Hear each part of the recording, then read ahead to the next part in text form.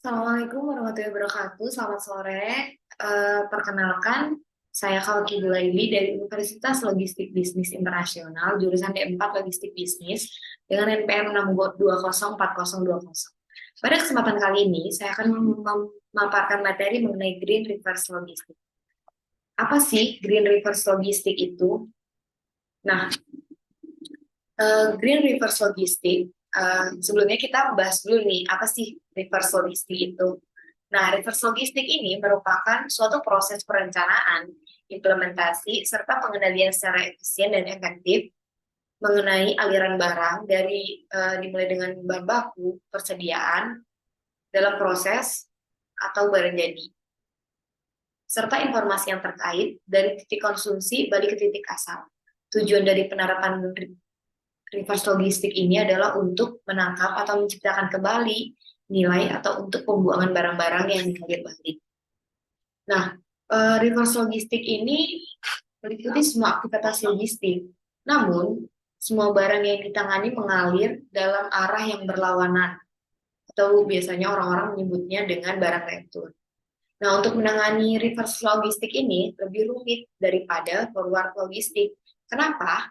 Karena waktu barang retur mengalir tidak pasti serta sulit dalam peramalannya, serta datangnya akan nantinya lebih cepat. Dibandingkan waktu pemrosesan, barang retur kebanyakan tidak teridentifikasi dan wewenang penerimaannya tidak standar.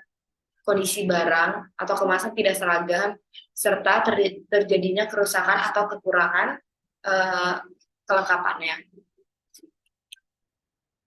Nah, penerapan reverse logistik ini pada perusahaan manufaktur bersumber dari beberapa penyebab, dilihat dari perspektif konsumen maupun perspektif produsen. Nah, dilihat dari pandangan konsumen, penerapan reverse logistik ini disebabkan oleh tiga hal, yakni faktor ekonomi, regulasi, regulasi pemerintah, serta tanggung jawab sosial dan lingkungan. Biasanya yang terakhir ini dilakukan oleh perusahaan-perusahaan yang nantinya proses produksinya itu akan berdampak langsung terhadap keberlangsungan lingkungan. Nah, uh, penerapan reverse logistik ini sendiri bersumber dari beberapa penyebab. Yang pertama dari perspektif konsumen seperti yang sudah dijelaskan sebelumnya, dan ada dari perspektif produsen. Untuk perspektif konsumennya sudah dijelaskan di slide sebelumnya, itu ada tiga faktor. Yang pertama ada faktor ekonomi, yang kedua ada regulasi dari pemerintah, yang ketiga adalah tanggung jawab sosial dan lingkungan. Nah, kalau dari perspektif produsen itu sendiri, produk akan mengalami retur atau pembuangan apabila tidak dapat berfungsi kembali dengan baik atau fungsinya tidak lagi dibutuhkan oleh pengguna, disebabkan oleh tiga hal. Penyebab yang pertama, ada pengembalian proses manufaktur atau bisa disebut manufacturing returns. Umumnya berupa raw material surplus, quality control returns, dan production leftovers. Nah, penyebab yang kedua ada pengembalian distribusi atau biasa disebut distribution returns.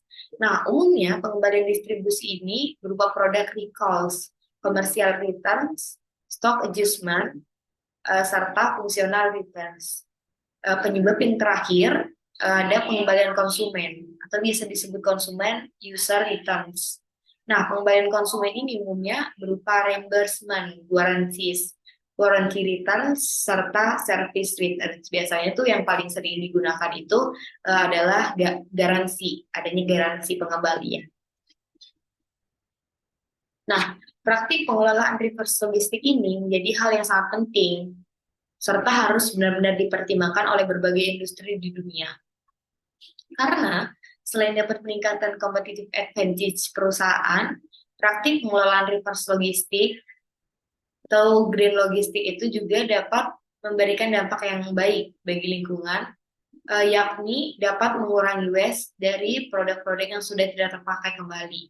Nah, hal ini dilakukan untuk dapat mewujudkan sistem rantai pasok serta pengelolaan logistik yang berkelanjutan. mengingat salah satu elemen kunci dalam suatu sistem rantai pasok ini adalah sustainability atau tingkat keberlanjutan yang dapat dicapai oleh sistem rantai pasok itu sendiri.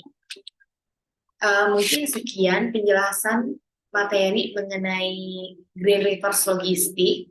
Apabila viewers atau teman-teman sekalian mempunyai insight baru mengenai green logistik demi penyempurnaan penjelasan materi ini, teman-teman bisa menambahkannya di kolom komentar. Terima kasih.